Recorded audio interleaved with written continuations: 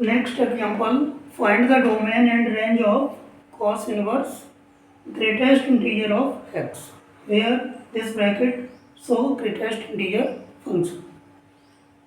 So greatest integer of x, range of greatest integer of x, integer. So we can take here only integer value, okay? And if function is cos inverse x, then x between -1 to 1, x between -1 to 1, and here we can take only integer value. So between -1 to 1, integer value are -1, 0 and 1.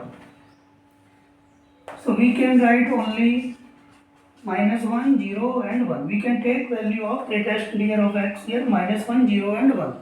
For these three value of x,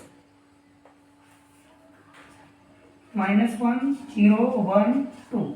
If we take value between -1 to 2, where 2 not include, then greatest integer of, if x between -1 to 2, then greatest integer of x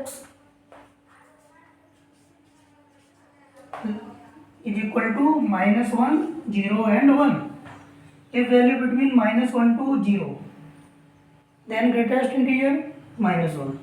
If value between 0 to 1, then value 0. If value between 1 to 2, value of x between 1 to 2, then greatest integer of x is 1.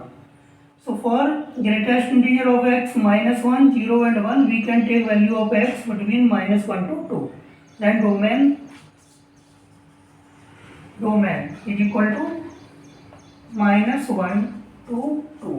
2 in open interval and -1 in closed interval. Okay. Next, range.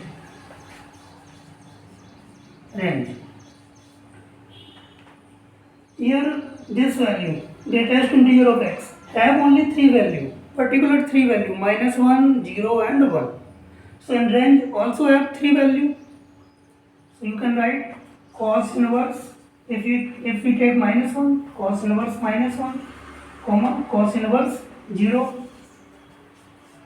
and cos inverse 1. So value of cos inverse -1, cos inverse -1, cos pi is equal to -1. You know, cos pi is equal to -1. Then cos inverse -1 equal to pi. So value of cos inverse -1 pi, cos inverse 0, cos inverse 0. So value of cos pi by 2 is equal to 0. So we can write cos inverse 0 is equal to pi by 2. Next, cos inverse 1.